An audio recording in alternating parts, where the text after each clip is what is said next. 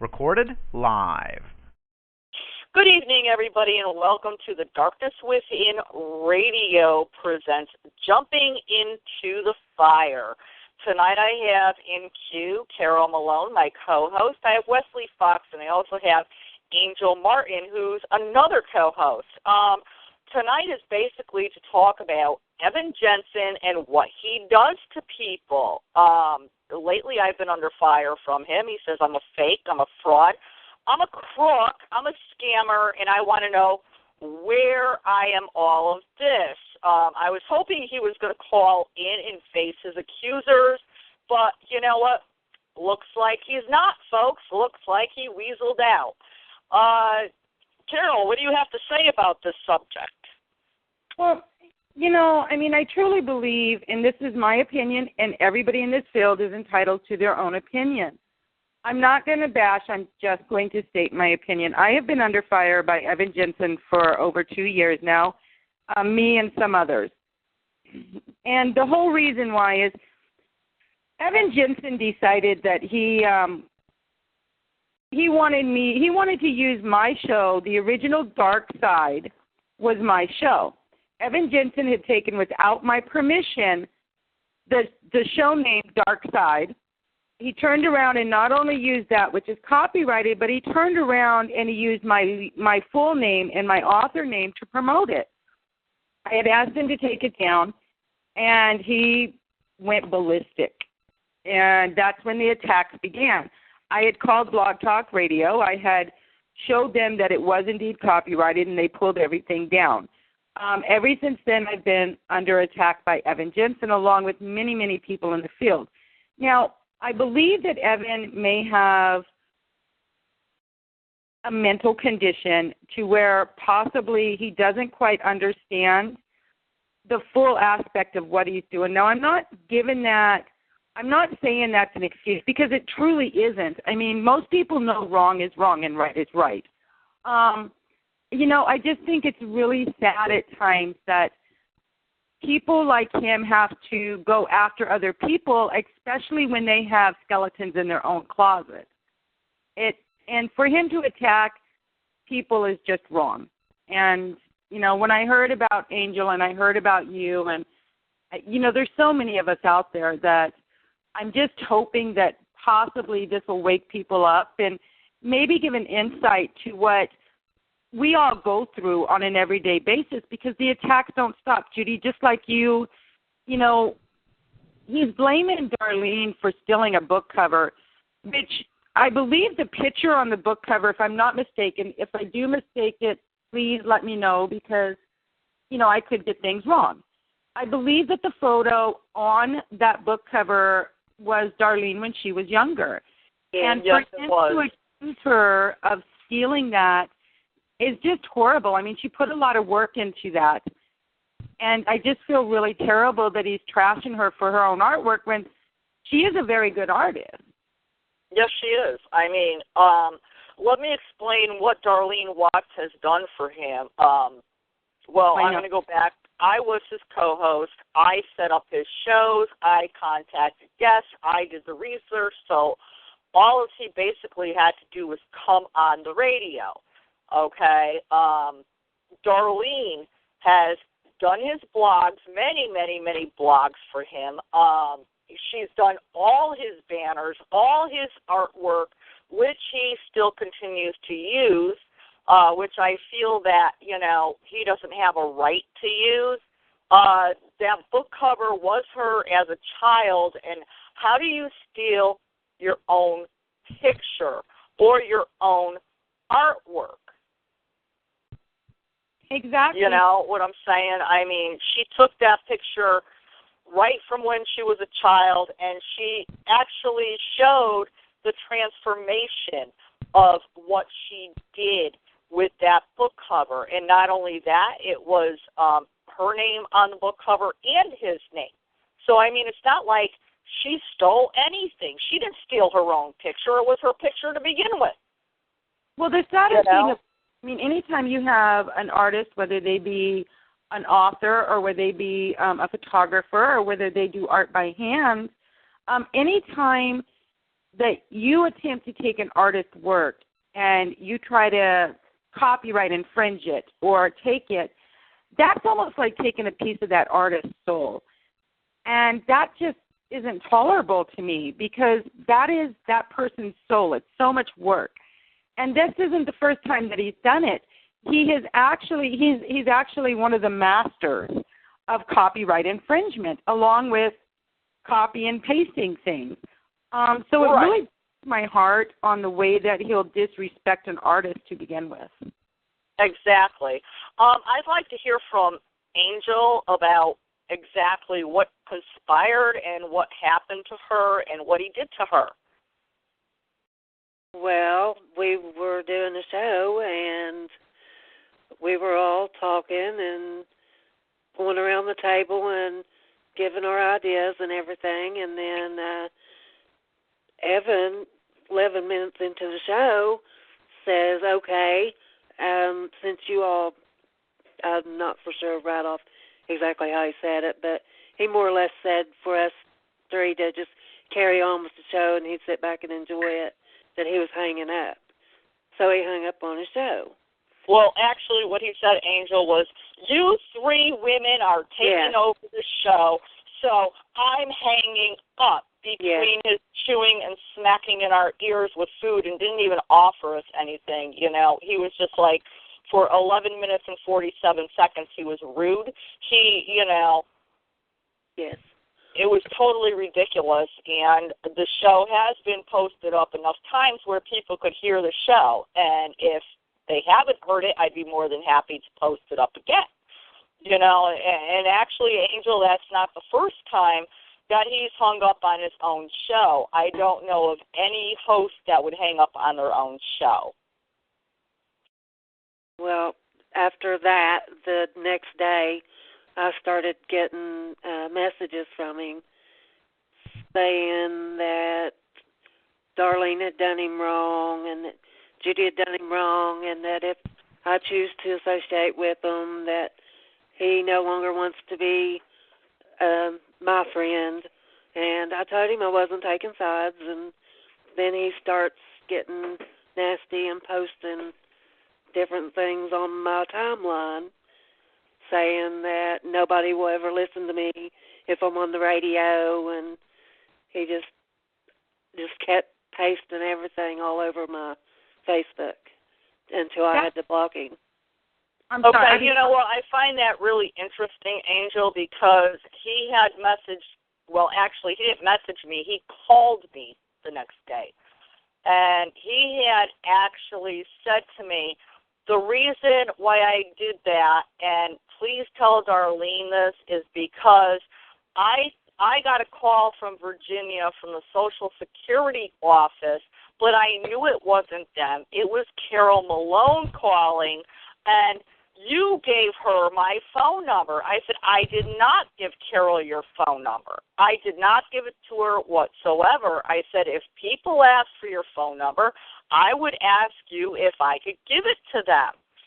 Okay, let's clear this up. First off, Judi, you've never given me his phone number, and I'm going to speak bluntly here. Evan Jensen, Mr. Dumbass himself, when he served me with a paper that got thrown out of court, mind you, because the judge said he was stalking me, not the other way around, he put his phone number on that piece of paper. Now, have I ever called him? Absolutely not. Actually, there are 2 warrants out here in Petersburg, VA, for stalking on Mr. Jensen. I had posted those earlier, and like I said, please don't take my word for it. I encourage anybody to go in and see the screenshots of his own words. I encourage anybody to go in and actually call the Petersburg Police Department. Judi was actually on the phone with me today when we called down to the Petersburg Police Department. And instead of me telling you what they said, I'm going to let Judi tell you what they said. They had said definitely Carol's warrant is still an outstanding warrant on him, and it's still active, okay? There is also another warrant out for his arrest for stalking, and this is what they said. Absolutely.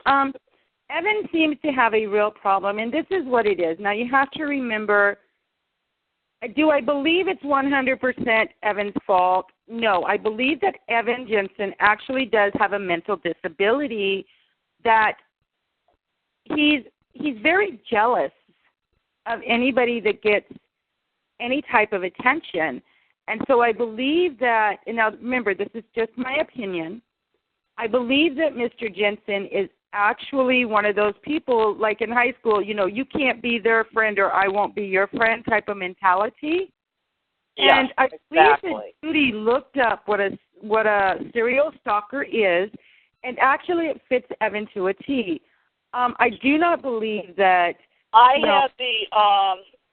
will read off the serial stalker traits, and I actually believe he has all of them except for the one that says he has intelligence, because he has far from intelligence at this point in time. I'm looking for it here. Okay, the serial stalker traits. They don't take no for an answer, has an obsessive personality, above average intelligence, which he does not have, no or few personal relationships, lack of embarrassment or discomfort at actions, low self-esteem, sociopathic thinking, and he has a mean streak. Absolutely. Now, who I actually believe that he is someone that actually what they call is a false stalker, false victim, which is they create all these problems. They go out stalking people and then turn the story around to a poor me situation. And this is what he is doing. I mean, he's going out there and saying all this stuff and then turning it around to, oh, poor me, okay? He even to the point, and Wesley, I'm going to ask you this because he claims to be a demonologist, an exorcist, and what have you. He claims that I have an attachment. I've got a dark attachment, Wesley. What do you think about that? I think it's funny. I think, him claiming to be a demonologist, he must have got that certificate out of a Cracker Jack box. Because I know just recently, before he started doing his little thing about me and my team, he was trying to get Joe to help him with the case that he's been working on for many years, and he can't figure it out. Well, you know what? If you're good at what you do as a demonologist, you're going to figure that out pretty quick. But he was trying to get Joe's help, so I think he is just so full that it's unreal. Well, I do know for a fact, Leslie, and I didn't mean to interrupt you, I do know for a fact that Evan Jensen has only been on 2 investigations. One of them, there is a guy in California who Evan borrowed his equipment and never returned it. Now, I do know that he was kicked out of a group that he was in after only 2 investigations because he had a real problem with women. And that is not coming from me. It is coming from the group itself. Well, I know Evan, what I got my personal thing. I mean, I was friends with him. I was good. I was staying out of drama. And then, of course, there comes, they had a show about Angel Martin. Yes. He got very angry because I was not able to attend the show, but I'd sent Angel a personal message. Yes, you sure did. And posted on her page about 2.5 hours before and said I could not make the show. I had something come up. Mm-hmm. And then he turned around and said to him and Darlene, when they personally ask me to a show, they expect me to come to it. But you know what? They never personally asked me nothing. The only thing Evan did at that time was just talk all kinds of stuff. I mean, just really trying to rip into us because he was jealous because, we had just appeared on a haunting for our second time at that point. And he knew we were getting ready to film for another. Honestly, I tell you, Wesley, that anything that came out of my mouth or Darlene's mouth or her husband Brian's mouth, it all basically came from Evan. We better do this or this is going to happen. So, I mean, when you look at it, it's really him. And actually, Darlene said nothing about it to me, and I've talked to Darlene numerous amounts of times on this. And matter of fact, that night I spoke to you on the phone, and you told me what was going on and stuff. And I understand that, okay? And I understood you had other obligations. You were waiting for a phone call for a show and what have you. And, yeah, this was what you were doing that night, you know? So, I mean, Darlene and I, we just followed along with Evan because his threats were like, if you don't do this, I'm going to expose you. Expose me for what? For what? Where is he tonight? I'm exposing him. You know, I mean, even with this show, he has threatened to go to Talk Shoe and turn around and have my shows taken down. For what? Well, you know, Judi, I would like to ask, if Evan is out there listening, I would like to ask 4 questions. Please come on and defend yourself. First off, you claim that you are a Navy SEAL, or an ex-Navy SEAL, I'm sorry, but yet I have in screenshot, and we did post it up on the line, where you said that Judi made that up and got you in trouble and was trying to get you in prison. Now, those are your words. You also claimed in a screenshot with your own words, Evan, that you made up white-eyed children to get attention. We have also posted that one. The third one, is at the same time you say that you were out practicing demonology. The documents clearly show that you were in prison for kidnapping. Now, the fourth one, you sit there and you claim that you work for the feds. This is all screenshotted, Evan. It's your word. Please come on and explain that. Explain how you can work for the feds in your own words. Evan, this is not my words. These are your words. How is it, Evan, that you could be practicing and be in a church and get your demonology and ordained through the Catholic Church if you're in prison? I would. Oh no! First of all, he wasn't in a Catholic church. He was in a Pentecostal church, and believe me, with me being in a Pentecostal church and involved in the paranormal, I got thrown out of the church. So you know that's pretty. Basically, bullshit right there. I'll call it right out. It is bullshit. You know, for him to do what he did to Angel and Wesley, and he also did it recently to another guest. Matter of fact, the night he threw his little hissy fit, he was supposed to have another guest on his show, and she had to take her husband to the hospital or doctors or something else, which to me that's an emergency. He, the next day, proceeded to bash this woman, send her, you know, message after message bashing her. You know what I'm saying? I mean, when I have a show, Carol, I always have a backup show. Absolutely. Well, that's what professional show hosts do.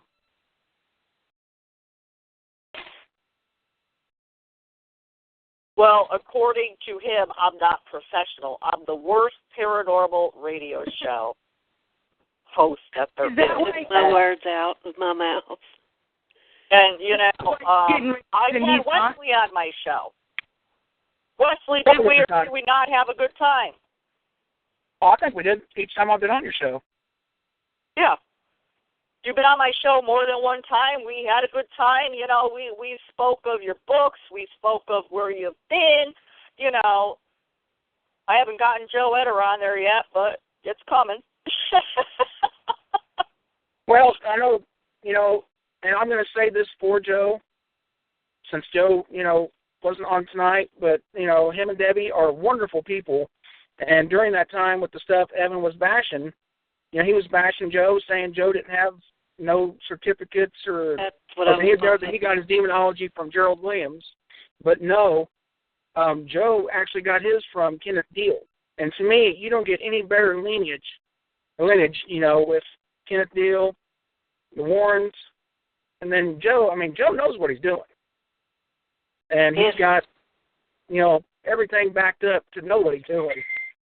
Well, I handed you guys a case, I got a message about a case in your area. I handed it to you, I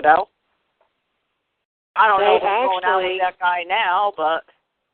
They were actually going to come and help me out, and then a lot got stirred up over the show that Wesley had called me and told me that he could make it. So Joe come on, and he explained everything. And then afterwards, Evan just got really irate and caused a lot of drama, and I was talking with Matthew, and I've talked with Joe, and then I said, okay, maybe I just need to put it off for a little while, because I didn't know how far it was going to escalate, and I knew they didn't want drama, and I knew that they were sometimes in the TV business, and then I didn't want any bad publicity going their way. Well, that was really kind. Honestly, Angel, to tell you the truth, if I was the type of person that could really come out and help you, and I don't deal in that, that's why I network out to different people. If I was actually a person that could help you and I got offered a TV show where I could be making money and I could be getting good ratings and stuff like that, honestly, I think I would put that off for a bit and then go and do what I had to do and then come and help you. You know what I'm saying? Yeah. But, I mean, he just, blew up over everything. I mean, he bashed Wesley, he bashed Joe, and, Matthew, sorry. I really feel bad about all that, I mean, where he said first, well, there's two stories here. First, he said he got his demonologist certificate and his exorcism certificate from Archbishop Ron Fale. Then he told somebody else that he taught Ron Fale everything Ron Fale knows. And I'm like, yeah, okay, whatever. Maybe Elmo taught him. Huh? I said maybe Elmo taught Evan. Yeah, maybe Elmo did. He claims that Darlene, I brought the dark attachment to here. All right? And that is the furthest thing from a truth. None of us have a dark attachment here. The only dark attachment we have is Evan Jensen. But to tell you the truth, I was on the phone with Evan one day. Okay, and I heard a growl, and all of a sudden I heard a man's voice come out, and it said to me, "What are you doing?" So I said, "What are you doing?" I'm talking to Evan, and what are you doing on Evan's phone? And when I asked that question, all of a sudden Evan had to get off the phone. Now, from what I understand, it was trying to run and hide. And even this thing with his supposed possessed, haunted, whatever you want to call it, Elmo doll. I've heard 3 different stories on this doll. The first one was he had the doll sitting on the shelf, and he had a German Shepherd, and he heard noise one night, and mind you, the batteries in the doll are 18 years old. Elmo, Tickle Me Elmo did not come out until 1996, and Correct. The batteries were 18 years old, which, when I first heard this story, it just doesn't add up. But the doll was sitting in the middle of the floor, shaking. The second story I heard, he had locked the doll up in the closet, and he heard the noise again, and the doll was sitting there shaking on the floor. the third story I heard was Evan got up in the middle of the night to go to the bathroom, and when he was coming back from the bathroom, Elmo was walking down the hall, shaking, walking down the hall. So, I mean, I got 3 different stories there. Okay, maybe he was watching too much Chucky that night. I don't know.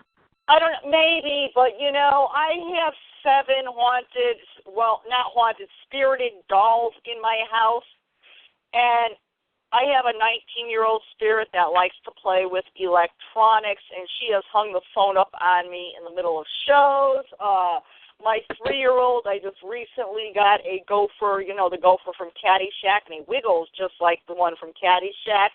And it has a button between his legs, and my 3-year-old, it's like a trigger object for him, and he will set it off, and nothing bad has happened. I mean, that's the most that has happened, So, I mean, for Elmo to be walking down the hall, it's, like, ridiculous. And, I mean, I think he's just riding on the short bus too much, licking the windows or something, Really, with a donkey helmet on. I didn't really want to come on here and bash Evan, and I'm not. It's just he should step back and look at the people that's helped him and see all that they've done and see what he's done to them when he doesn't get his way. Well, I have told him this before, Angel. I said, you need to take a good look at yourself in the mirror and look at yourself and look what you're doing. I mean, we all try to help him out. I mean, Brian made a website for him, okay, and I'm not here to really bash him. I mean, I'm poking fun at him about Elmo and the short bus and licking the windows and stuff, but, I'm poking fun at him. Elmo's story is just funny. It's just, the fact is, facts need to come out. People need to know what he does to other people so they don't get sucked in. Because I tell you what, Evan is a con man. He will suck you in like you would not believe. Well, we've all, and Judi, I don't mean to interrupt you, but believe it or not, we've all at one point in time have tried to help Evan. I myself has tried to help Evan. Christina George has tried to help Evan. Jess, who Evan doesn't even know, but yet did a vicious, vicious attack on, enough to where the state of Virginia pressed stalking warrants on him. It's his MO. And whenever you're dealing with somebody that has either mental issues or is psychotic in some way, shape, or form, their MO doesn't ever change. It's much like a serial killer. Their MO never, ever changes. And what Evan does is he will go through a list of people, and he will make you think that he is the nicest guy in the world and everybody's picking on him. But if you anger him, he will turn on you like he does everybody else. And I truly believe that stems from very far back in his childhood in a mental condition that maybe was not diagnosed soon enough. Right. So I do know it's Jessie. Do I see that Evan has psychological problems? Absolutely. Do I believe that maybe they can be curbed with medication? Absolutely. I believe, but until he's willing to take that step and admit that he has a problem, it will not change. Well, see, another thing, too, Carol, is he's always putting out there that I'm a drunk, okay? First of all, I'm going to be 56 years old, and Brian and Darlene are my landlords, and they know I drink, and they've yet to see me stumble. They've yet to see me fall down the stairs. They've yet to see me fall up the stairs, and I don't drink on a daily basis, okay? Well, I'm pretty sure that anybody over the age of 21 is legally allowed to drink, and I'm pretty sure that what people do in their own lives is their own lives. nobody in this field, see, and that's where I have a hard problem with this. There is so many of us, and I honestly never thought in a million years that I would be on the phone with a demonologist because, Judi, you know me, I'm a scientist. I don't really buy into the demon thing. But for us to be able to, you know, I have an open mind, he has an open mind, and that's what the field is about. We need to be able to have an open enough mind to be able to, you know, listen to others because, let's face it, nobody in this field knows everything. I've been in it 17 years. I'm just barely learning on this. I don't know half of what, I mean, nobody knows what we're actually looking for. We know it's energy, but the truth be, nobody knows what phase or what type of energy indeed, or even what level of energy makes up of the human spirit yet.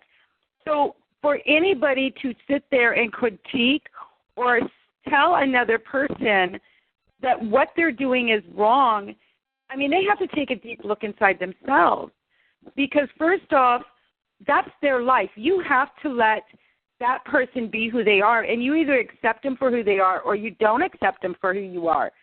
Who is? Hey, I have a question for you, Carol. Somebody in the chat would like to know what kind of scientist you are. Actually, I have been studying for several years now, forensic science. I am right now studying up on criminal profiling. So I do believe more into the energy side of the paranormal. I believe the theory that all spirits are that of energy. And it's scientifically proven that energy cannot be killed, decimated, anything. I mean, energy is energy. It's never going anywhere. It can be okay, well, first of all, I believe our human body is energy. Okay? Our human body is made up of energy, and when we pass away, yes, our spirit is there, and we're energy. Absolutely. And so I believe more into the energy side of the paranormal field. I believe, and it's my belief, I mean, everybody has their own belief. I strongly believe that if we could as a whole define, and like I said, I don't really believe in demonic versus, you know, I believe demons are out there, I believe angels are out there, but I believe they're very, very far and few between. Right. Exactly. I totally believe in demonic entities. I have actually what I call the devil in many shapes and forms that I got from a cemetery during the winter, and when all the snow was gone and there was grass there, I had gone back to the cemetery and I found a satanic altar behind the cemetery. So that would explain to me why I came up with those pictures, you know? Absolutely. Well, I believe there's evil and I believe there's good. I believe in karma. But I as well believe that those type of hauntings or those types of things that take place, whether it, you know, with demonics, are very, very far and few between. And I believe that it all plays out on an energy level. Like, I do not believe that demonic is any type of a haunting. Now, this is just my belief, and the reason I believe that is because a haunting is, indeed, the energy of an individual born to this earth. When a demonic, by all terms and definitions, is an entity that has never been born to this earth. So I really have a hard time struggling in between those two. Now, I'm not saying I'm not open-minded. I'm always out for somebody to teach me it. I want to learn. I want to learn all aspects of it, but it's just my belief. I know you were talking about the part of, you know, that the demonic cases are far few and in between, but you do believe in them. I do agree with that. But I know as of, I would say, in the past couple of years, it seems like, you know, they are more on the rise than ever before for some reason. Well, can I ask you a question? Because you handle demonic cases, correct?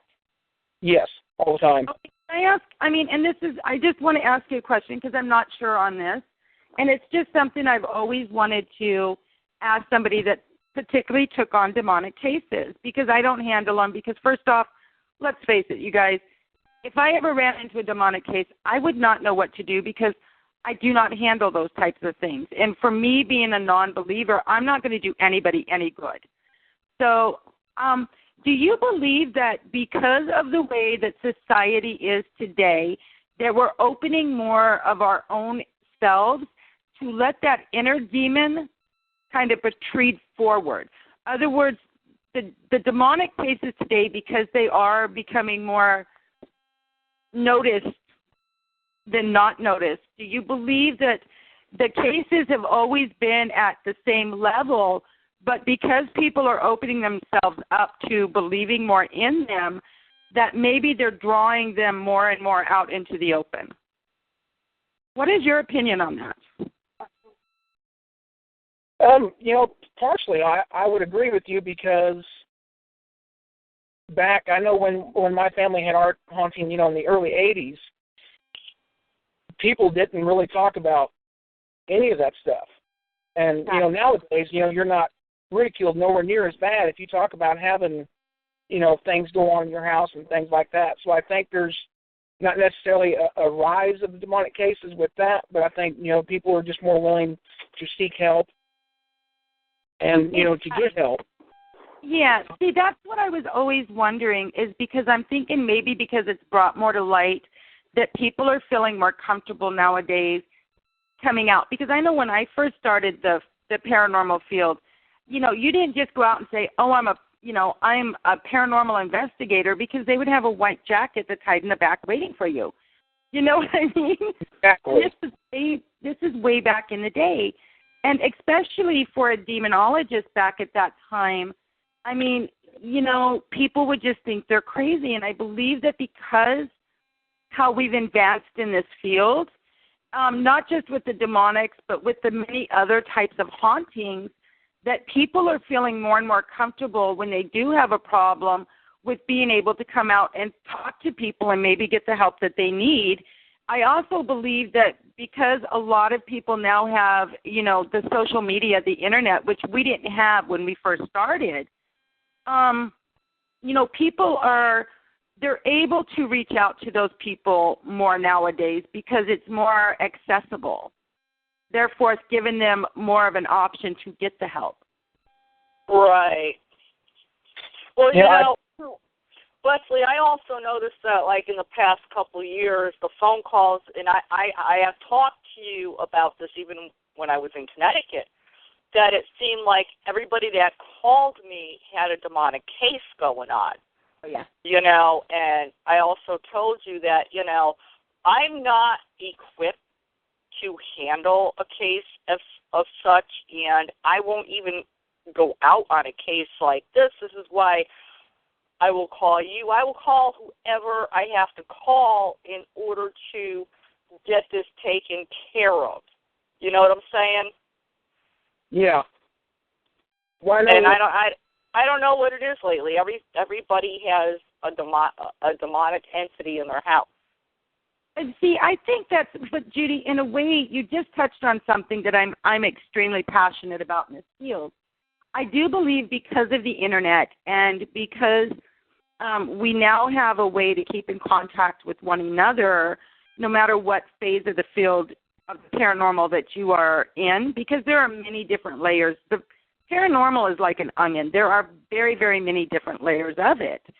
And I think that because of the internet today, we're all able to reach out, say, and I'm right there with you, Judi. There is no way that if I had somebody and I even thought it was even a shadow or could be demonic, I definitely would hand it off. And it's because I don't know what I'm doing when it comes to demonic cases. I chase serial killers. Do you know what I mean? I look for missing people. It's not like I'm out there searching in vacant buildings. So for somebody to call me, it is a nice outlet to be able to contact somebody like Leslie and say, look, I have this case. This is my opinion, but I don't know enough about it. Could you maybe help? I think that Right. that's a very good outlet that we do have, but we need to remember that that outlet should be used for that and not bashing everybody in the field. If we all could just reach out and admit that we don't know everything, I think the field would be a lot better off, because I sure don't know that's about where paranormal. everybody is crying paranormal unity. There used to be unity within the paranormal field. I don't see it anymore. But I do a lot of networking. I reach out to people when I don't know something, just as I got a message about somebody that was under attack, and I immediately call Wesley. I said, can you go check this out, and do whatever you could, When I was in Connecticut, the first person, two people I would call in Connecticut to consult with them on cases, one being Lorraine Warren, the other John Zaffis. And I mean, I love my Lorraine and John. You know what I'm saying? It's like I had to reach out to them. If I felt that something wasn't right, if I went somewhere, I would reach out to somebody that could probably handle that case. I have to say, though, when I talk to Lorraine sometimes, her roosters get on my nerves. Einstein died. She doesn't have Einstein anymore. Really? See, I did not know that. But he died last year. I used to call her, and boy, them roosters would just be going off. Oh, I know. It wasn't roosters. It was just Einstein. Einstein was old. Hey, guys. He passed away of old age, so, I'm sorry. What were you saying, Angel? Oh, that wasn't me. I think it's it's Jessie. I'm jumping in. Jessie! Hi, Jess. Hey, ladies. How are ya? Good, honey. How are you? Good. And listen, Judi, I mean, I know, I was very reserved about calling in. I did promise you I would listen. I was very reserved about calling in, but, I feel comfortable now. Okay. There's a lot of things that, as far as Evan goes, all right, he wants to be this man that wants to call people out, blah, blah, blah. And you know what? Quite frankly, there are people in the world that need to be called out.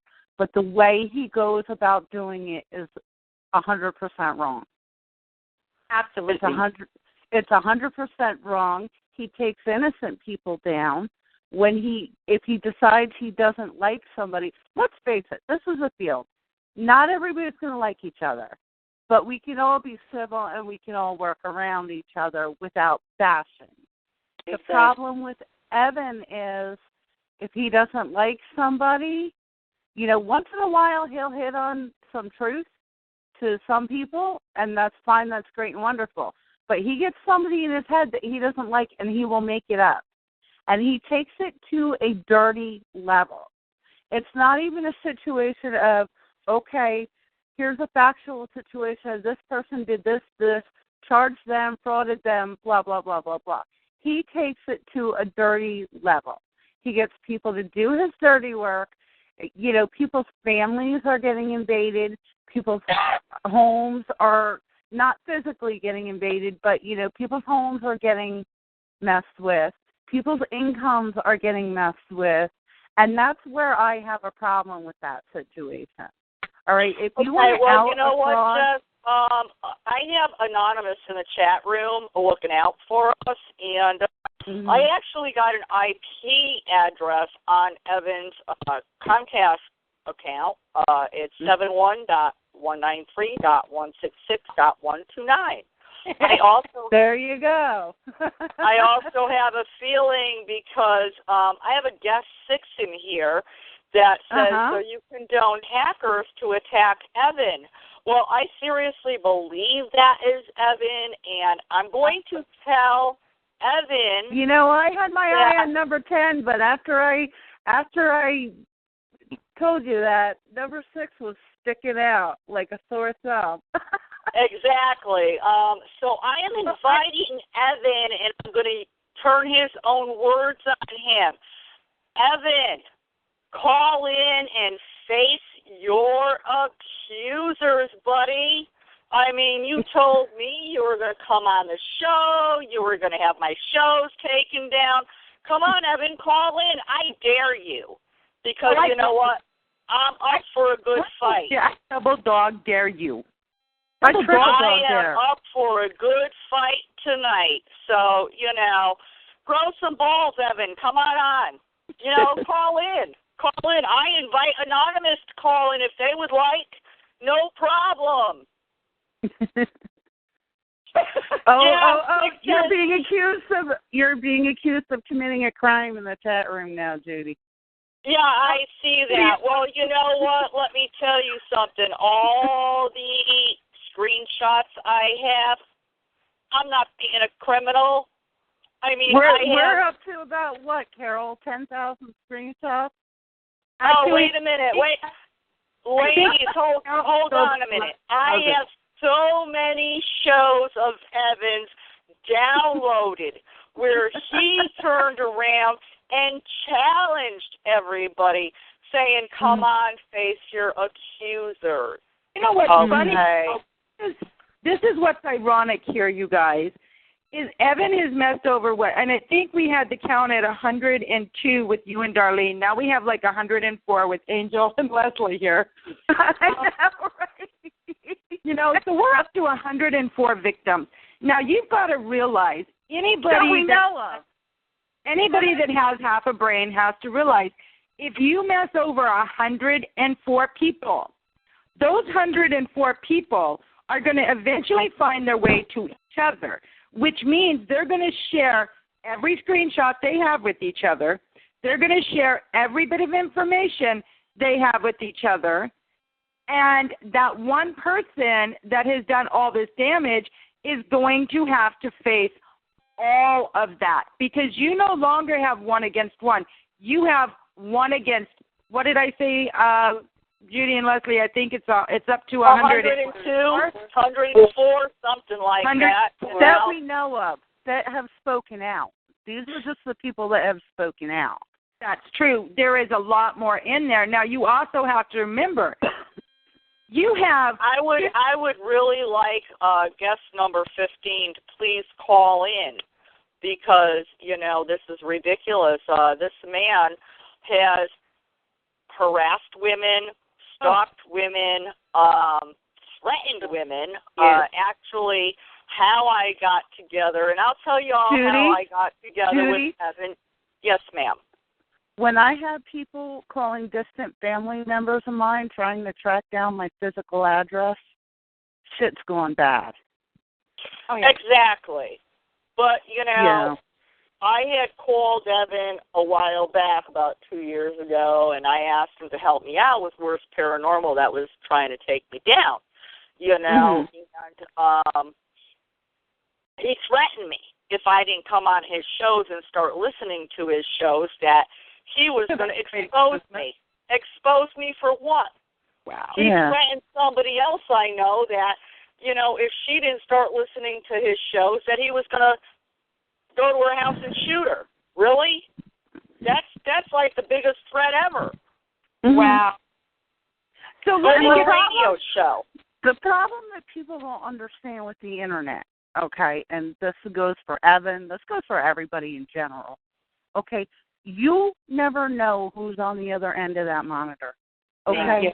You know what? You can make all the threats you want online. You can grow, I call them monitor muscles. You can grow monitor muscles. You can make threats online. But let me tell you something. There's some people out there that are they'll never say a word, and you'll go missing one day. And I'm not saying that as a threat.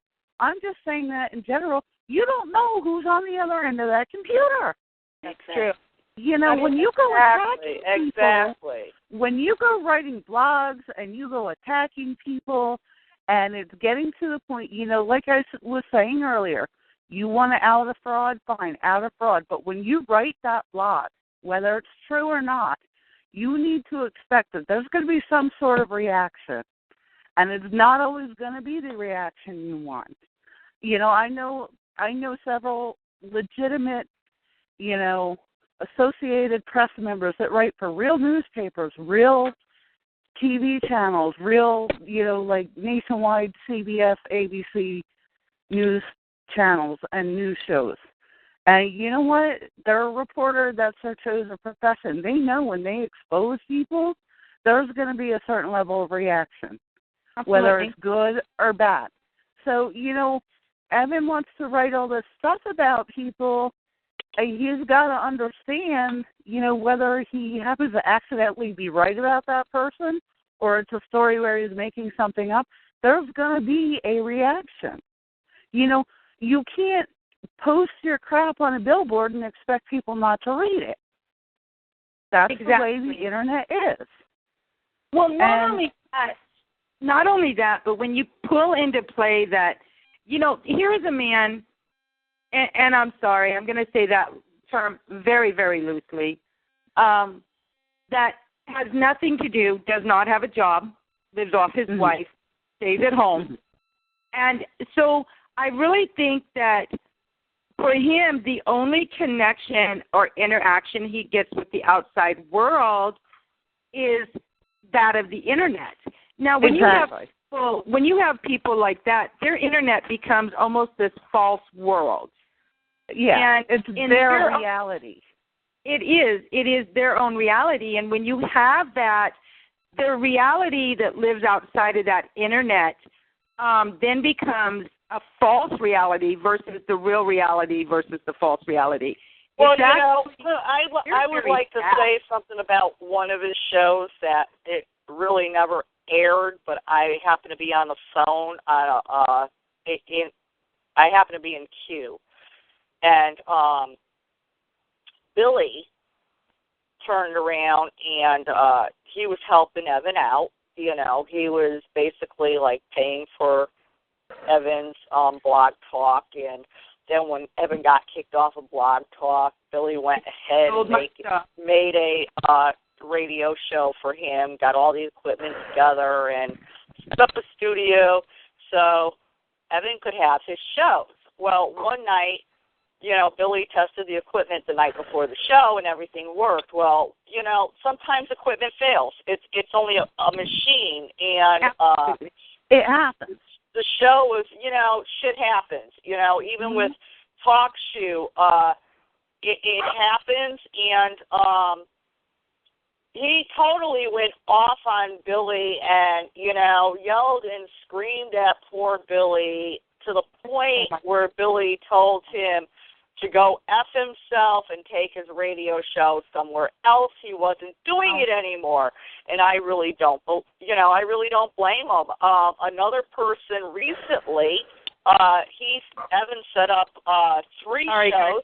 I apologize about that. On Talk Show, you know, and when he set up these 3 shows, all of a sudden he went after Angel, and then he went after the person that set the shows up for him, and he was very nicely told to take his shows, take his ego, take whatever else, and shine it up and stick it up his ass. You know, I mean, Marcus Spot, he got ousted before his shows even went on the air, and this is the type of person Evan is, you know? I was even going to help him by filling in and helping him do the shows. Exactly. And that's when he starts telling me that if I associate with Darlene and Judi, that he can no longer be my friend, that he doesn't want anything to do with me. And if I'm ever on the radio, nobody would ever listen to me anyway. And I'm thinking, you wanted me on the radio to help you. And well, I'll tell you what, you ever do a radio show, and I'll be right there. We'll talk about anything you want to talk about. Well, thank you. I appreciate that. Exactly. Well, you know what? Let me tell you, ladies. Angel knows she could come on any of my shows, and, you know, she's fine with that. You know, we have other plans too, where we're going to probably start like a round table for women, and that would be interesting. Yeah, well, we're going to be doing all this, and well, that's not going to be my show. That's in Darlene's hands right now. Mm-hmm. But Angel's going to be part of that. You know. Mm-hmm. Yes. Angel's human. She enjoys the shows. She puts a lot into these shows. You know. Well, I think for one, I think that's a great idea, and I think that actually that's something that can be used in this field, because there are a lot of, the field was very much male ran for the longest time up till about 4 or 5 years ago. And I think that the women are really coming to a forefront in this field, and I think that that's an excellent, excellent show idea. I think it is needed. I think something like that is a brilliant idea, and I believe that it's truly needed. Well, again, I would like to touch why I really think that Evan is pissed off is because, one, I was his co-host. When I joined Beyond the Edge of Reality, I was just doing the Dark Side show, Carol. You know, your name. I was doing the Dark Side show. For me. And he had this woman, Georgia, on there. He had another woman on there that was doing Bigfoot shows. We had shows every night of the week. And when he ousted me, I started doing my own shows. Well, the first few shows didn't get off right away because, yeah, I'll admit it, I was drunk and I got belligerent and, you know, I was pissed off and stuff. And that's the way it went, you know. But people have to understand, it's all great when you're in the paranormal field. I mean, but the paranormal field, I mean, everybody has a life outside the paranormal field. I know Leslie does. I know Angel does. Jess does. I do. You do. That, your life outside the field, as long as when you are in the field, you take it as professional. You leave it at the door. Outside life is your outside life. And nobody should condemn anybody for the way they live. I mean, in case you know, have like kidnapping or molestation charges, or those people do not need to be in the field, because you are going into homes where there are children, where there are elderly people, where there are, you know. But here's my opinion about that. This is my opinion about that. Every single one of us. Oh, go ahead. I'm sorry, Judi. This is my point. Okay, the point being is, yes, I am grateful for Evan for introducing me to radio, but what he is doing is totally wrong, and I see that now. I didn't see that to begin with. I was in it to take people down. I was on the Dark Side show, and that's what I was about, was taking people down. I'm a fighter. I'm not a quitter. I'm a survivor. I'm not a quitter. I will survive. I will fight you tooth and nail. But the thing is now that he taught me how to do the shows, now my shows are taking off, you know, and I've got good ratings. His ratings stink. Totally stink. They're at a zero. I mean, he's got zeros all the way across the board, and There's a couple topics here I want to touch on that have been brought up. All right.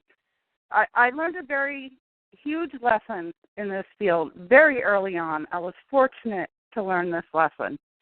When someone comes up to you and does everything they can to tell you to stay away from a certain person, that certain person is the person you want to be with, not the person talking at you. I learned that very early on.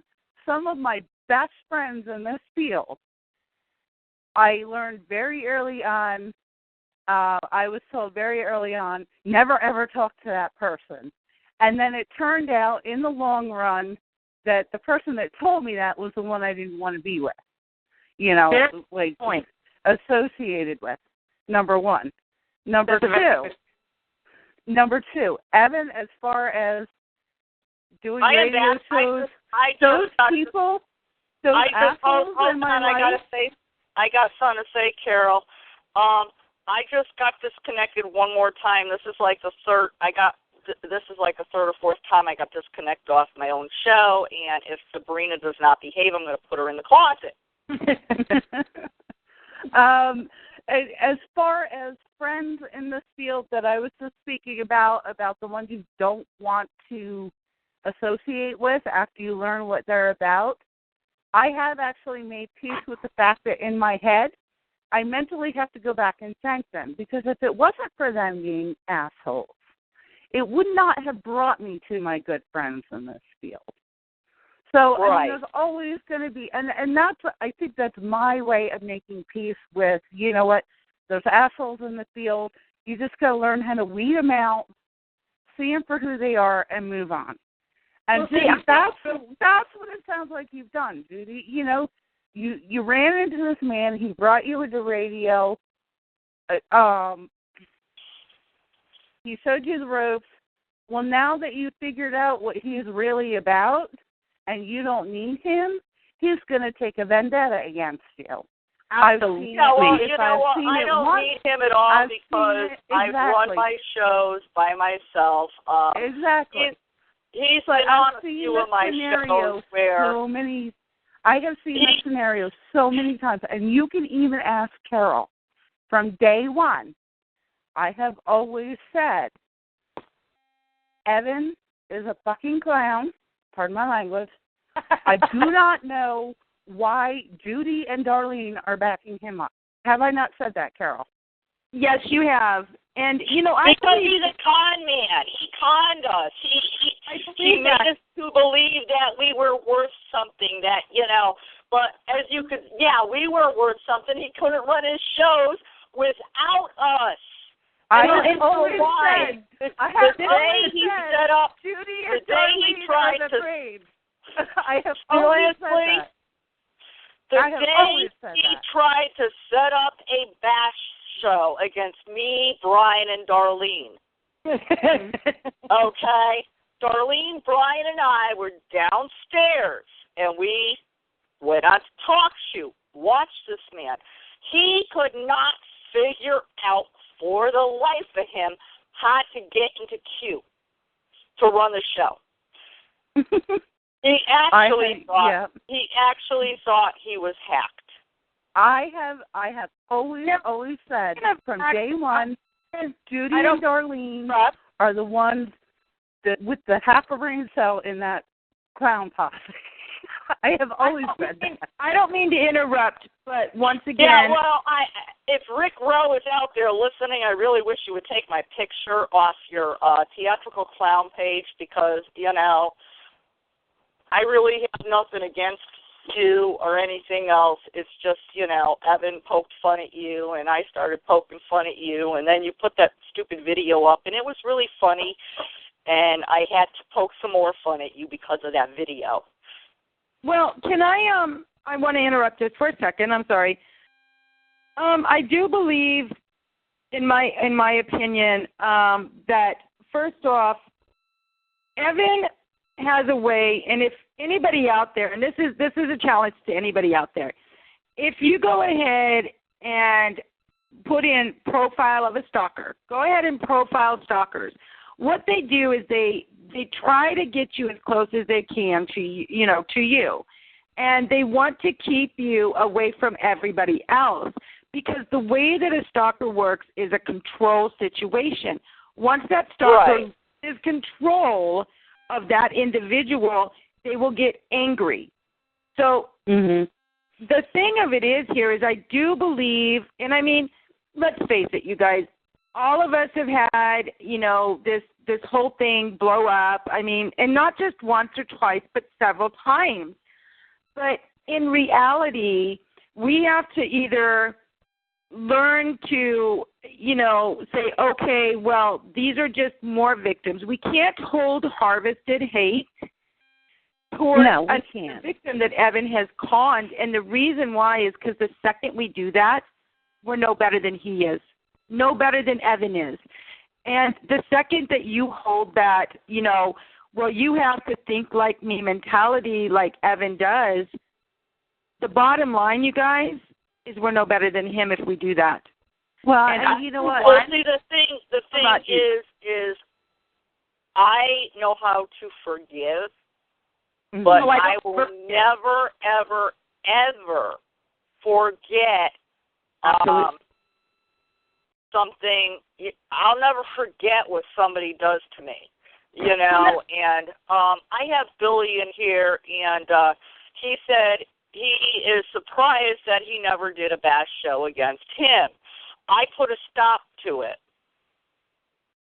I put a stop to him doing that to Billy because, I mean, I had to make him see that, you know, Billy helped him out, not just with Blog Talk, but Billy also set up a radio studio for him to do his shows, and that's the thing. Right now, at first I had Evan basically under control and kept him in a so-called box, and Darlene kept him in a box, but now that box is ashes, and Evan's out of the box, and he's going crazy because nobody wants to do a show for him.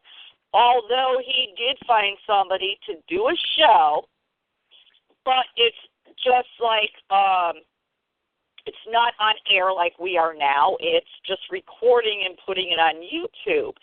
And you know what? Evan stole my idea.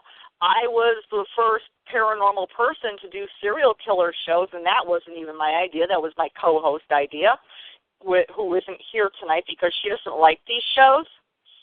Well, of course, and it's understandable. Now they're going to be doing serial killer shows. Isn't that ridiculous? They know nothing about serial killer shows. Mm-hmm. And that's what I'm saying. I mean, we all have to, number one, in a way we have to kind of take in an understanding that even though, yes, we walk the fires of hell, you know, we do have to understand that this could, you know, this is a new beginning, you guys, for us. This is a new beginning for the people in this field that he has bashed and he has tortured. And we can all come together, and we know now what the truth is. And because of that, we're going to end up forming new friendships. And push comes to shove, that's not a bad thing. No, and that's exactly what I was getting at earlier. With everybody I was told to never speak to are my best friends now. You know, me and Judi against victims end up finding each other, and they find strength in each other because of what they've gone through. Well, not only that, but Evan tried.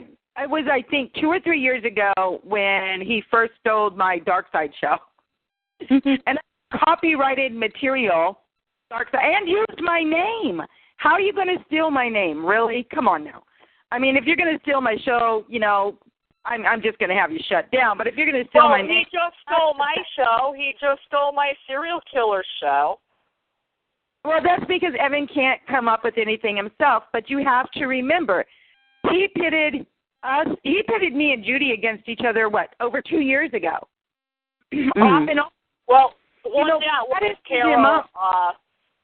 And I remember the show distinctly. It was between two people that weren't getting along, and I had mentioned how I had to cancel my event because of what somebody else had put up, you know, and you came on the show and you jumped in this girl's ass, and I'm just sitting back there because the girl wasn't a fighter, and I'm just sitting back there and waiting for you to get done on her. Then you start on me like, absolutely. You're now just mentioning this event. Right, you don't know who I am. Google my ass. And I like, yeah, I know who you are. And then I called you a whole bunch of names and what have you. Absolutely. And again, though, once again, the problem with the Internet is you take bits and pieces of a person, and this is something Evan would do. You know, I could Google any name in the world. I could pluck bits and pieces out of anything. But and Jesse, this wasn't taking bits and story. pieces. Jesse, this wasn't taking bits and pieces of a person. This was on air, on a show. Let me tell you something. If you guys ever wanted to hear the all-out, in-out brawl of the century, Judi and I had that. But you know what? In all fairness, it was Judi and I were pit against each other by Evan Jensen. Exactly. On the same show. And Carol, you and I have both seen this over the years, and Judi, I'm sure you've seen it as well. You know, Evan was trying his hardest to pit me and Carol together. And we're like, hell no, that ain't, you know, that's not going to happen. Jesse, actually, before I met Evan Jensen, I ain't never seen nothing like this. Well, you know what? I mean, Darlene and Brian asked me to move here. Got me out of an abusive situation in Connecticut, okay? Mm-hmm. They didn't know me from Adam. Offered me an apartment. Helped me out with stuff. They gave me 2 little birds so I would have company. Then they helped me out getting a dog. They helped me getting a computer. Evan's making a big deal of this. I mean, he's saying that I owe them money for rent. All my rent is paid. My dog is paid. Okay? Do you want to know why that is, Judi? Do you want to know why Evan's saying that stuff? Evan does not know the meaning of true friendship. You and Darlene do. You and Darlene and Brian do. That's the kind of things that friends do for each other. They help each other out. Here's the thing. When Evan was having problems with his wife, all 3 of us discussed it, okay? When she was ready to put him out on the street. None of us wanted to see him put on the street. So I said, if need be, Evan can come stay here at the apartment with me, if need be, okay? This is what good friends do. We don't want to see each other on the street, living in a car, living on the street, or what have you, and this is what he said he was going to do. So out of a good friendship and kindness of our hearts, I said, well, Evan could come stay here with me. Well, one night I was talking to him on the phone, and I said, do you have me on speakerphone? And he says, yes. I says, is anybody there? He said, no. So I proceeded to tell him if he needed a place to go, he could come here, okay? And all of a sudden his daughter comes out, I'm a whatever. She just went off the freaking wall. All of a sudden it became my fault. How's it my fault? You told me nobody was there. Because it's classic Evan. He's twisting what he wants you to hear or see. He's going to say what he wants to say to you. And then in the end, in his mind, he thinks you're the one that's going to look like a piece of crap. But the thing that Evan doesn't rely on is, Carol brought it up earlier, all of us victims seem to find each other. And the truth comes out. And that's classic Evan. That's classic Evan. I mean, I knew of Evan probably a good year and a half before I even started having issues with him. I just kind of stayed out of the drama until he drugged me out of it. Or drugged me into it, rather. Well, the sad thing is, and I'm sorry, Jess, I didn't mean to cut you off. Oh, that's the right. sad thing is, you guys, is he goes after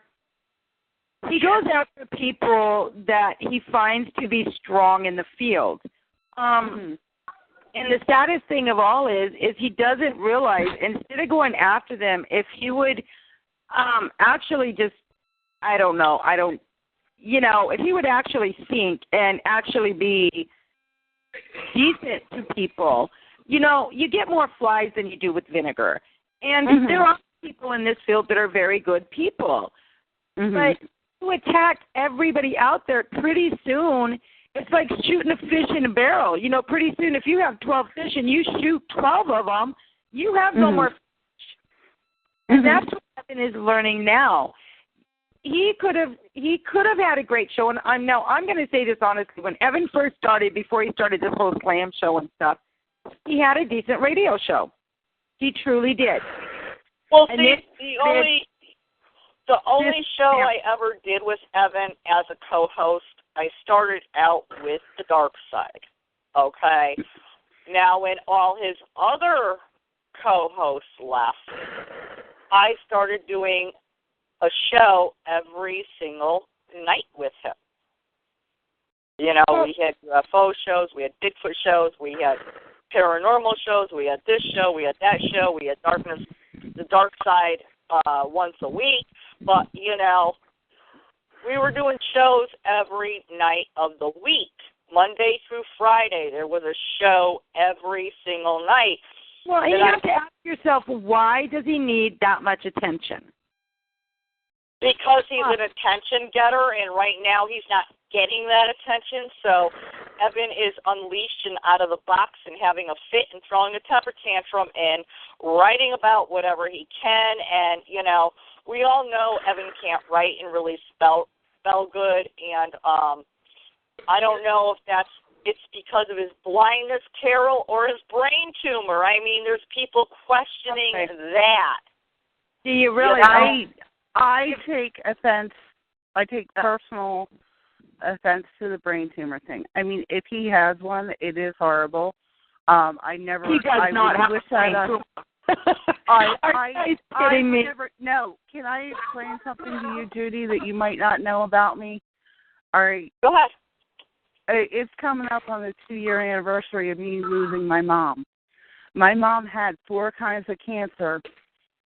One of which was they found, and this is how they found it, she had 2 golf ball-sized brain tumors in her head.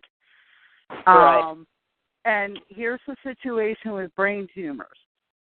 9 times out of 10, this isn't always the case, but 9 times out of 10, cancer doesn't start in the brain, it ends in the brain. And when they found my mom's 4 types of cancers, they found it via the brain tumors. And basically, they removed them.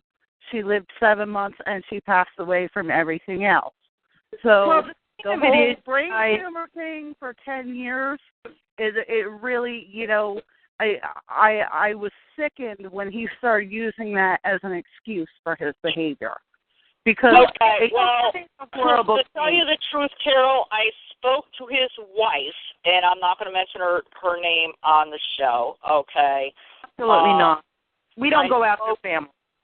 Right. I spoke to his wife on the phone in 2001. Yes, he did have a mass in his brain that they did remove. Now, in 2 years ago, 2013, when we were doing the shows, his wife called me and told me he was in the hospital and they found that the mass was growing back and right now it's inoperable, and they were going to get the previous MRIs from 2001 to compare the size. So I don't know exactly if that was true, if he threatened her in some way to make her say that. I'm not saying that might not be the case. But what I found offensive was he made that remark to me as using that as an excuse for his behavior. Let me tell you something. I've been in cancer ward. I went through it for 7 months straight with my mother. People that have brain tumors don't go making mean shit up. They start fixing things. They start fixing things.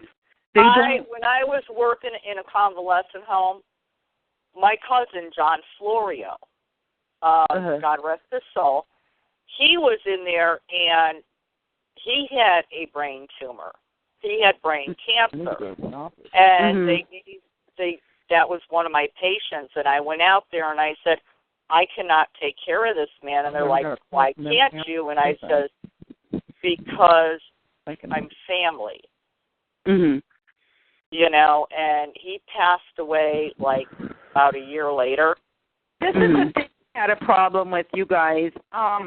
When Evan claimed, as everybody out there in the paranormal field knows, Evan Jensen made up this whole stalker thing on me. Now, this is a great story of just showing the mentality of this person. Now, Evan claims to be blind, blind, not partially blind, like 90% blind. Oh, you people in chat room are going to love this. Listen up. Listen to this. Right, yes. He saw me in Oregon at the same day I was filing a court case here in Petersburg with documented proof that I was here in Petersburg from 28 feet away at 11:30 at night. But yet he's 90% blind. Now, he also saw me in Oregon, and I was here in Petersburg, over 150 feet away, in between guys in a white pickup truck. Okay, not a second floor window. Yeah, through a dirty window. Through a dirty window. Now, not only that, but Evan is 90% blind, but he takes a chainsaw and cuts down his own trees. I mean, come on, if you're that blind, you're not supposed to be driving. You're sure not supposed to be handling a chainsaw, you know? Okay, no. We heard that the tree fell on his house because of the weather. No. He was chopping down a Christmas tree. Yeah, he was chopping.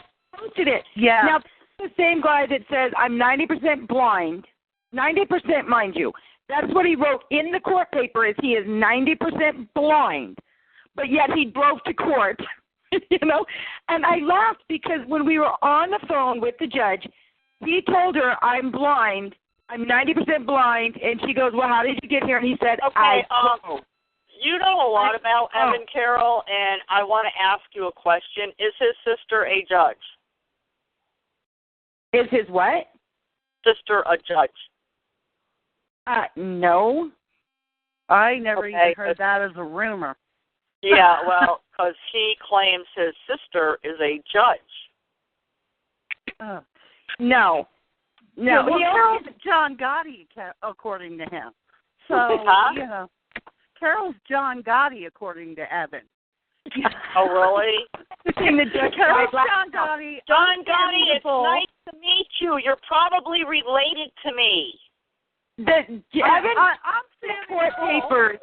The reason that he was afraid of me, he put in the court papers, is because I ran the mafia. Everybody else. Oh my God.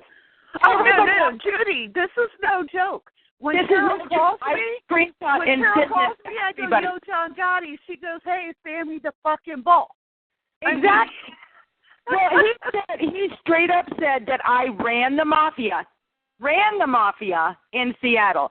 First off, I am a gypsy. Gypsy women of any sort cannot run the mafia. That's the way that rolls out. Exactly. Second off, I'm not. He told the judge I was Italian. I'm not Italian. I am gypsy. 100% gypsy. I am not Italian. I am gypsy. Yes, you've been to my house. Do I even look Italian to you? No. Okay. And you know what? This goes back to what I was saying earlier when you get your monitor muscles on. Now, no, Carol doesn't run the mafia. No, she doesn't. But, you know, if Evan wants to play those little games, he's going to bump into somebody online one day. And he's going to find himself in a world of shit. Well, not only that, but you do not know who's on the other end of that computer. Well, not only that, but, I mean, not that I'm flattered that he thinks I'm a strong enough woman to actually be able to run a mafia. I mean, I'm flattered that he thinks that I'm that strong of an individual. Don't get me wrong. But incidentally, Judi, that's where my Mimi joke of La Cosa Nostra came from, was that whole thing.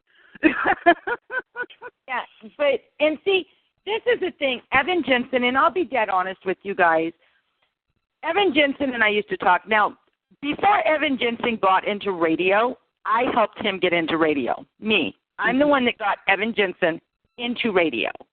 Right. Now, Evan wanted me at a point in time. I was really busy. I own a couple companies. You know, we have a couple companies here. And I really don't have time to do radio. That's why I, don't do the dark side anymore, is because I don't have the time to give the listeners the attention or the radio show the attention that, it would need. So I had Evan on before he even claimed to be a demonologist. before Evan even claimed to investigate. An exorcist? Yeah, I had Evan on when he very first got into the field. Now, a week later, no, I think it was like 2 weeks later, he all of a sudden was like, can you have me on your show? You know, we can talk about demonic. Now, I'll say it once again. I believe in demonic forces. I believe in angels. I do not believe that demonic is that all, you know, they're very far and few between. And I don't believe you can go online and, you know, become an exorcist person. I just don't believe that. I believe that it takes a lot to understand what you're dealing with in order to be able to properly handle something like that. And I think that takes years upon years upon years of I have people actually being in that situation, because let's face it, and I'll be real honest with you, if me, Jesse, Judi, and I'm sure, I don't know if Angel does demonic or not or whatever, but if any one of us in a demonic case, we would get our butts kicked. Are you serious? Because I would be hiding in the corner like a little girl crying because I know nothing. I'm going in the closet. Yeah, you'd be in the closet with ammo. Oh, you two are wusses. You would leave me out there alone, huh? I would. Yeah, you got it right. I would call Wesley and ask Wesley to meet us there because he's dealt with it before. Yeah, let me explain something. Dead people don't scare me. Living people do. Yeah, exactly.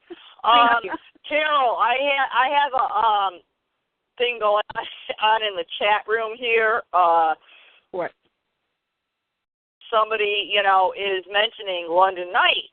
And I'm like, London Knight is my co-host tonight. They said, oh, cool. And they said, oh, my God, Evan is really weird in the head. And then somebody said, I'm sorry, I thought Carol Malone went by that name. I said, yes, that is her. So can you kind of clear that up for people about who you are, what you do, and what have you, because, you know.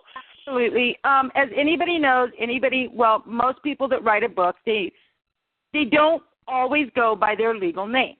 They have what's called a pseudonym. A pseudonym is a name that either your publisher gives you or you come up with for your book. Like, let's face it, you guys, if you're going to be in a store and you hear the name Carol Malone, it's really not that catchy. But if you hear London Knight, it's a catchy name. You're going to remember that. It's a marketing tool for authors to use to get you to remember their names. And that's how it is London Knight, but London Knight is my pseudonym name. That is my author name. By the way, Carol, you're in jail again, according to a blog Evan wrote. Damn it. I wish they would take my phone away from me when I'm in jail. Doggone it. Last time you went to court, Carol, did you get arrested for spouting off at the judge for contempt? The day I went to court, no. I did not. Did not get arrested. Okay, put it this way. Right after court, I was on. She called me that day, Judi. Right after court, she was not in jail. She was online that day too. Right after court, so you know. Online, and as far as when you go to jail, somebody asked who went to jail, and I said I did for 120 days for a DUI. Okay. And you know what? And that's fine. You know what, Judi? This goes back to my feelings about everybody has past. You know, not all of it. We're all older people. We've all made mistakes. We all have a past. Absolutely. When you're going into people's homes, do they have a right to know who's in their home? Yes, they do. You know what? If you came to my home and told me you did a DUI, I would be like, all right, fine, whatever. You came up to my house and told me you went to jail for kidnapping, rape, murder, let's get off my property. Yeah, you know? Exactly. You know, first of all, okay, he's got out there about my DUI, and, you know, I sent him the screenshot from the court, which, you know, because he was making a big deal about my DUI, so I sent him the screenshot from the court, which the DUI was, yes, it was for 120 days plus 2 years probation, and I did my time back in 2010. I've been off probation for a while now. Then he brings up a restraining order I had back in 2006, which after restraining orders against him, he has no right to talk about restraining orders because he has 4 of them. 4.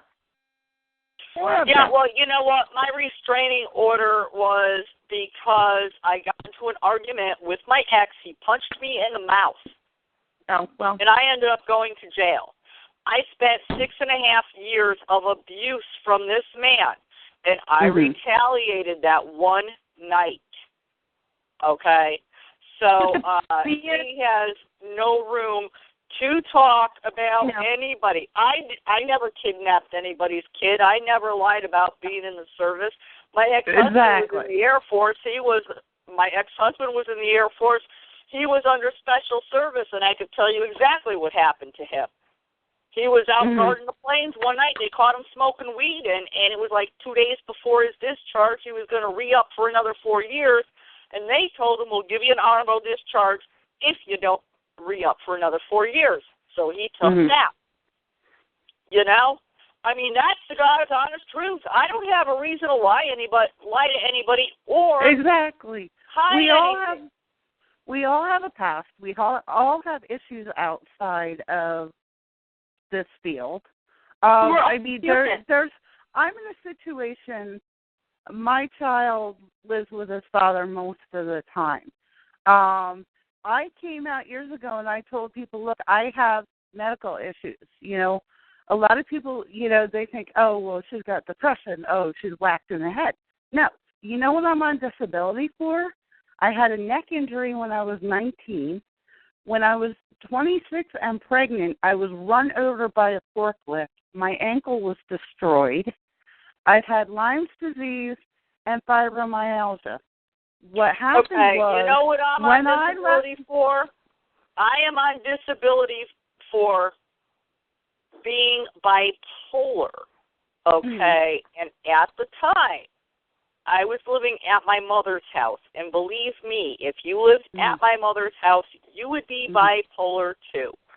Okay? Well, because, and that's the thing. Bipolar for several years was a generic thing that they slapped on there. So, and that's what people don't understand.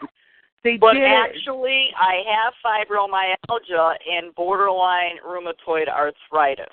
Okay, well, my case was one of the first cases where fibromyalgia. My case was one of the first cases back in 2012 where Social Security actually started recognizing fibro. Years before that, doctors were using whatever they could instead of that, because for several years, and you know, having fibro, it's just now getting recognized as a real disease. People see me walking around and they make fun of me because, Jesse, as you know, you can't move like a normal person at times. You're always in pain. You're always in pain, and when you flare up, you're not moving, period. You deal with the people that go, well, I have walking down the street yesterday. Can I just say something? I was able to. There are days when I have to literally force myself to get out of bed to take the dog out. I have a dog, he needs to go out. Judi, you know, and there's just times I don't want to get out of bed, but I have to force myself to get out of bed. The decision to place my son, when I had left my husband, my son came with me. When I started getting sicker and sicker, my husband was like dragging me into court for custody of my son. I was fighting it left and right. And then I finally said to him the one day, you know what? I'm getting sick to the point where I can't even go to work. I said, I need to have you take him for his, just because I was so sick, you know. And it wasn't this bitter battle that everybody's out there saying, oh, well, she's not stable. That's why her son doesn't live with her. I have my son whenever I want. You can ask Carol. Yeah. That's house all the time. That's I know. like me. I pay child support for my son. I get my son whatever I want. You know, it's not the situation where I'm this crazy nut that I can't have my kid. And, right. you know, Judy, that's like me. With the stories that have been coming out, you know, like that's when this shit went bad for me. That's when all this crap went bad for me was, you know what, now like distant family members of mine are getting called.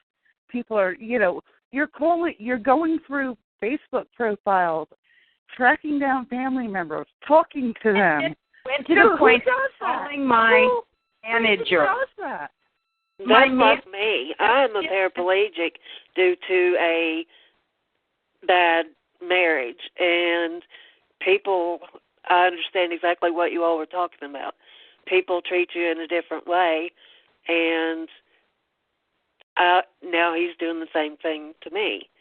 So I totally understand where you're coming from. You know, Angel, Angel, I got your back on this because you know what? Angel, when I found out about you, Angel, and how he's treating you and your condition, you can ask Carol. I went through the roof. Well, Angel, you don't treat people like that. I'm going to interrupt for a second. I'm sorry. Angel, when I found out what Evan was doing to you, I don't think I've ever been, I mean, and Evan's come after me tooth and nail. He's come after my deceased son. He's come after anything he can pull. And I don't think I have ever been as mad as I was when I found out he was treating you. And you know what, Angel, I am actually, to this day, I'm heart-wrenched on how he treated you. And not just because, you know, of your condition, but because you have never done anything to him. And if he can go after somebody that has never said one mean word, never said one ill thing about him, it just goes to show you his mental state of mind. I mean, how can he go after somebody that's never even said a bad word about him? It just blew me away, and it really gave me a perspective on who this individual was and how they think. To go after somebody who's never even said a bad word to him just baffled me.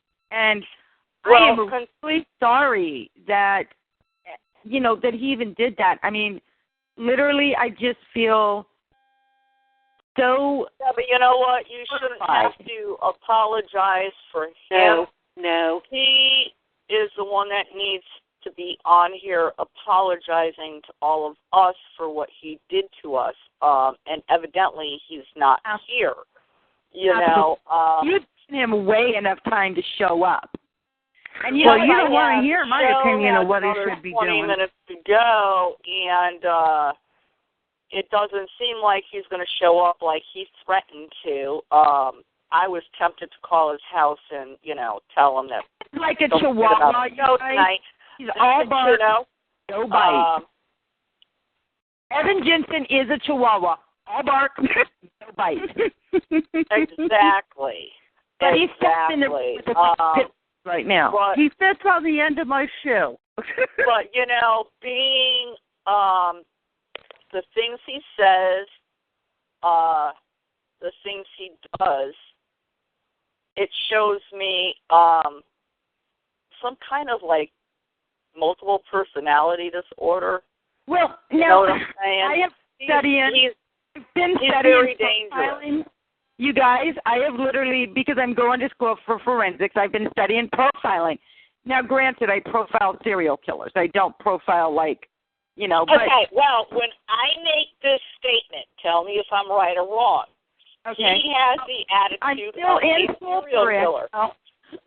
I'm still in school for it, so I'm not perfect at it, trust me. But go ahead. I said he has the attitude of a serial killer.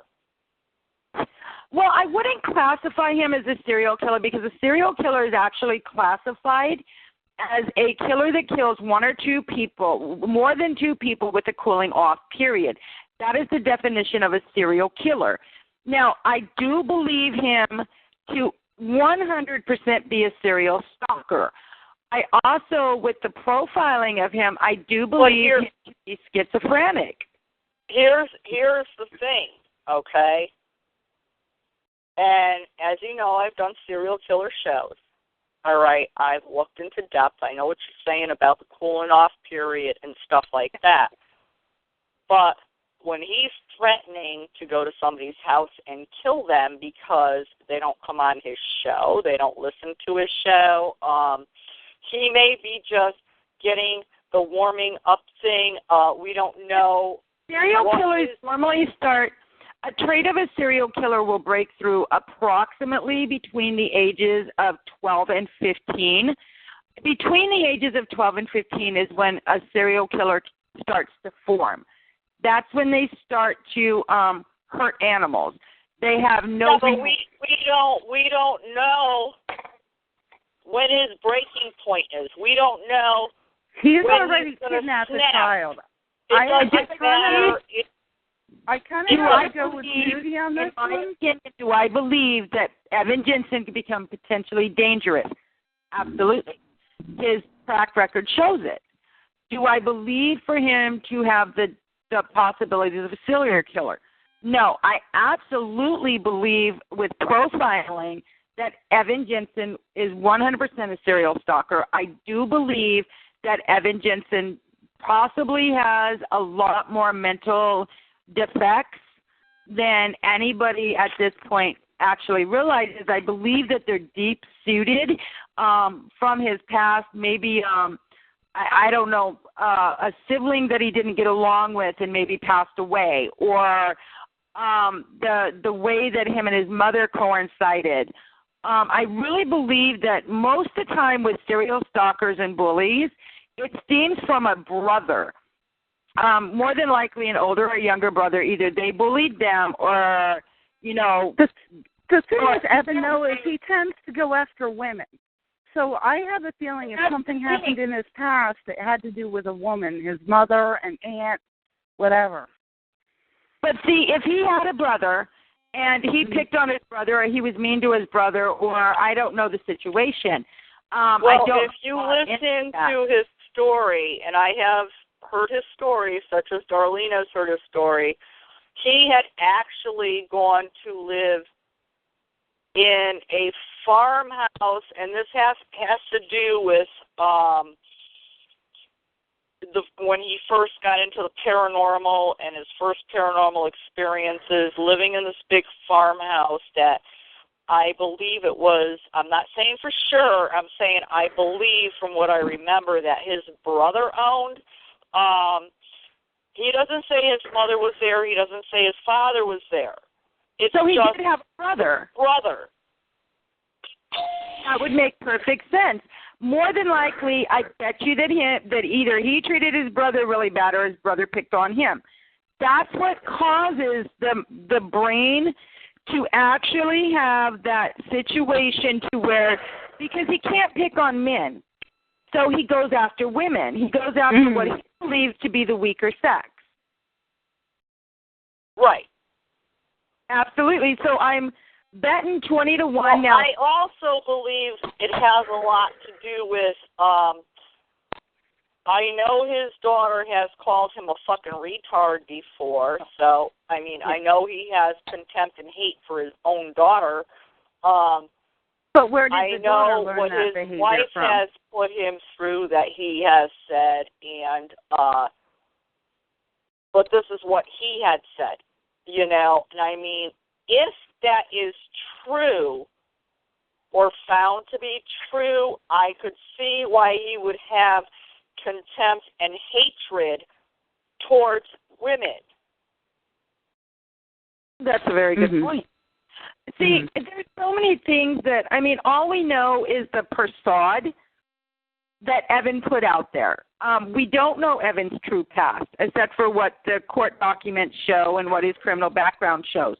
We don't know his upbringing, really. So, therefore, we can't really make... So we don't know if he has gotten... Somebody's asking, could he have also been a victim of molestation in the past. Well, we don't know that. At we this don't time, we don't know that, you know? Exactly. And until you know a lot, I mean, you really can't figure somebody out until you do know that past.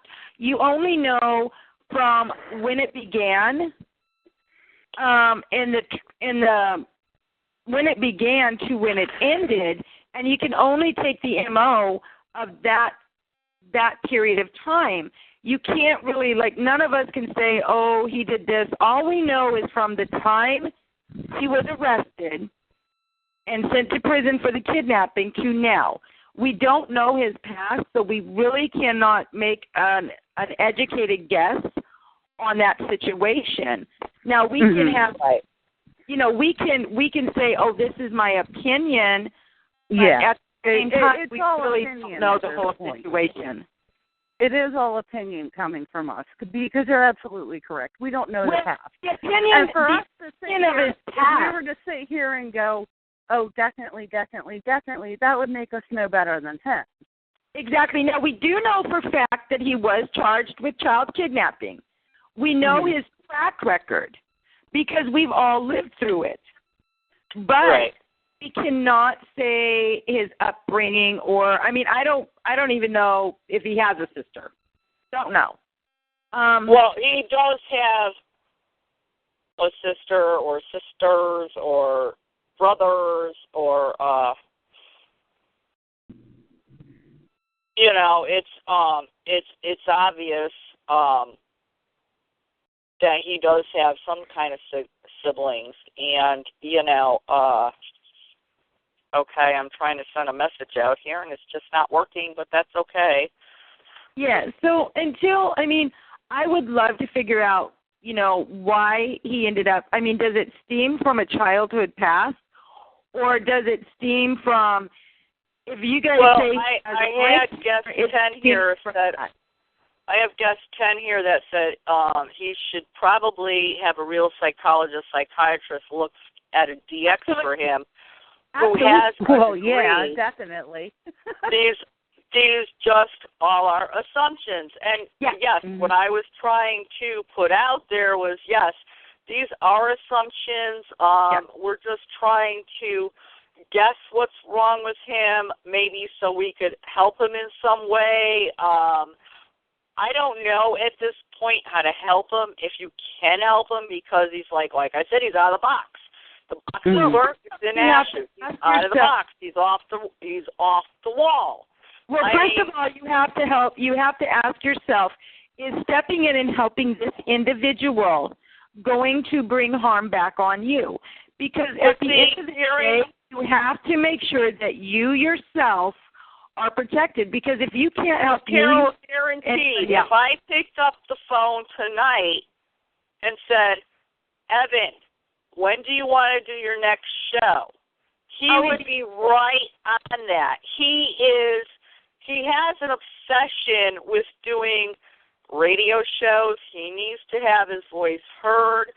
I gave him many times to come on my show, and, you know, when he wasn't having shows, I said, why don't you come join me tonight? I'm having such and such show. And he's like, oh, that's great. And as a matter of fact, the Haunted Haven show that I have, we both thought of together what we were going to call it. I mean, opinion. Now, I want to remember everybody out there listening. Now, please understand, this is just our stories. It's just our opinions. You know, there's nothing more to it, but we can tell you what we've been through. We can tell you the sheer torture and what has happened to us. But we can't say, you know, this is fact, because it is indeed opinion. But in your guys' opinion, in the theory of, in my opinion, Evan has to have that attention, do you believe that it is because maybe he's not getting the attention because he is stuck in the house and let's face it, his wife and daughter do not get along with him at all. They don't really like him. So absolutely. Your opinion, could that be what's causing this? I have to have everybody has to pay attention to me type of scenario because he's not getting that at home or in his personal exactly. life. That's what Absolutely. I'm getting out of him, and for him to go out and write blogs about me, Brian, Darlene, you, Jesse, anybody else, for him to Angel, Rick, attack us, for him to attack us like that, okay, he's looking for attention. And you know what? He's getting the wrong type of attention. He's not getting the positive attention. He's getting the negative attention. And I'll be dead honest with everybody. I will never be an Evan Jensen fan. I'm never going to be. Nope. I refuse to be. And it's just because I've given him a couple chances and he's burned me every time.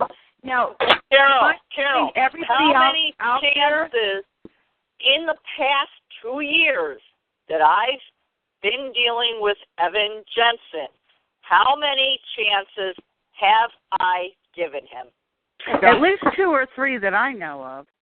But in fairness, would I ever go to somebody and say, if you're friends with Evan, I'm not going to be friends with you? Of course not, because I don't live in junior high world, okay? I'm not going to be that way because I take a person for whom they are, not whom they hang around. Yeah, but that wasn't my question. You know, how many chances have I given Evan in the past 2 years? I know of at least 6. Thank you. Too many. Yeah, I personally know of at least 2 or 3. Wesley even knows. I mean, when shit went down between him and Wesley, I said, that's it, I'm not having nothing to do with him. And then, you know, I went back to talking to him. And, you know, it's like, I can't do it anymore. For my own sanity, for my own peace of mind, I can't do it anymore because he literally drains everybody. He drained Brian. I actually know of Darlene staying up 48 hours at a time to do blogs, to do his artwork, to do his banners. 48 hours with no sleep. That's exactly why. That's exactly why when he came out with that statement that you and Darlene have an attachment, I laughed my ass off and I said, yeah, their attachment was him. That's what I say. I have a dark attachment. Wesley, can you get rid of my dark attachment called Evan Jensen? Well, the thing is, don't you guys know, according to Evan, I am like not only the leader of the mob, but I am Satan himself. You know? Yeah, well, you know, I'm right there with you, Carol. I'm Sammy the Bull, so you know, I must be Satan Jr. Now, I will admit, and this is straight up, you guys, and everybody knows this. I live my life very much on my sleeve. I don't hide anything from anybody. I refuse. I mean, I've been talking, Carol, I've been talking to you. You've been doing nothing but, you know, helping me out with this show, you know, getting it up and running, and, you know, and I'm grateful for that. And you've been also going to work. Oh, you know what I'm saying? I work 13 hours a day. And that's not including the cases I have. Not including the cases I have. Okay, well, we got about 7 minutes left, and Carol, let everybody know what you're doing out there, what you got upcoming, and everything else. Well, as Evan Jensen has said that it doesn't happen, it really is happening. CICC actually handles cold cases. We don't handle, everybody thinks that we're paranormal. We're really not. We actually handle missing persons. We do a lot of search and rescues for the community, things like that. We handle missing persons. We do take on serial killer cases. Not only that, but yes, indeed, we have actually signed for a TV show. It's a done deal. Jess was here. She knows. You know, so that's basically what I'm up to. Oh, and my events. Of course, I do handle events. Now, Evan will tell you those are fake. And I want you to know that my fake sloth event went very, very well, you know. All righty. Well, I heard that you and Jesse walked in there drunker than hell. Dude, okay, let's ask anybody here. Jesse, hang on. Jesse, do I drink? No. Okay, Judi, do I Carol drink? doesn't drink. Second of all, Not that I know of. didn't I've even never make heard it this of far. you drinking, so, but that's what I heard. Okay, Judy, number one, Carol doesn't drink. Number two, I wasn't even at Sloss. That was my son's birthday weekend. Yeah, you know the son I'm too unstable to be around. My only addiction in life, anybody out there, my only addiction in life is authentic Mexican tacos and Dr. Pepper. I can vouch for that too. Don't drink. And you have an event coming up. I do, actually. I have the Haunting at Tombstone, which Evan also attempted to destroy. It didn't work, though. The event is very much still on. It's May 1st and 2nd. And you know what? Anybody that would actually like to, I'm always the type of person that even if you piss me off or whatever, I'm still going to reach out and help you. It's just the type of person I am. I want to go to Tombstone. Come get me. I wish I could. Anybody out there, if you want to know, please ask me, because I wear my life on my sleeve. And if you get to know me as a person, I am one of the most genuine, nicest people you will ever meet in your life. I'll give you the shirt off my back. That's the type of person I am. Do I believe in the traditional haunting? No. I am a scientist. I do actually believe in a different kind of paranormal, but that's what makes this field great, is that the chance that each one of us have the ability to actually have our own mindsets, because I believe if every one of us turned around and we have all those different opinions and we bounce them off each other, it would be great, because then we could learn a lot from one another, because what I may think may not be what somebody else thinks. And if we can incorporate those two, we have a real fight at this, you guys. We have a real chance. Okay, and I have some great shows coming up, and I would just like to say on Tuesday night I have Dr. Scott Bond, PhD. He works at Drew University. He will be coming on and talking about Son of Sam and the BTK killer. Both are serial killers. And, you know, I've been asking everybody this about what makes serial killers tick, and nobody could seem to answer me. But, you know, he'll be coming on, and that's going to be a great show. I have Bill Hall coming up that wrote the Lindley Street Haunting in Bridgeport, Connecticut. He used to live, like, around the corner. I have David Ullman coming on, that his house was built 150 feet from the Sharon Tate house. I have Chris Holly coming on. She's going to be talking about UFOs. I have Donald Allen Kirsch coming on, who's going to be talking about the Sally house. I just found out that the 3rd of May is actually National Paranormal Day. I usually don't do shows back-to-back, but I'm going to do a show on Haunted Havens on the 3rd. I have Kevin Sullivan coming on. He wrote about serial killers. I have John Farrett coming out, who also wrote about serial killers, S.J. Wells. Janie Hitchcock. This is going to be really interesting. It kind of fits our subject tonight. Janie Hitchcock is a victim's advocate for cyberbullying, believe it or not, and she's going to have a lot of great tips for us. I also have Chris DeCesar coming out. He's going to tell us all about what he went through when he was in college. The 24th of May, I had the tribute to the Warrens I know Lorraine Warren very well, and we're going to do a show about the Warrens. I have Valentina Marie Lombard coming out on the 28th, who is also trashed by Evan. She's a spirit medium, and she will come and tell us all about her experiences. So, I mean, I have a great lineup. Carol's got a great lineup, so I'm hoping everybody could join us. And, you know, I just want to say thank you to Carol and to Jesse and to Wesley and to Angel tonight. Everybody in the chat room, I want to thank Darlene Watts for my banners, Brian Watts for my website for the Darkness Within Radio. It was a great show tonight. And with that, I'm going to say goodnight to everybody. And with that, I'm going to sign off. Good night, everybody. Good Good night. night. Thank you for having us, Judi.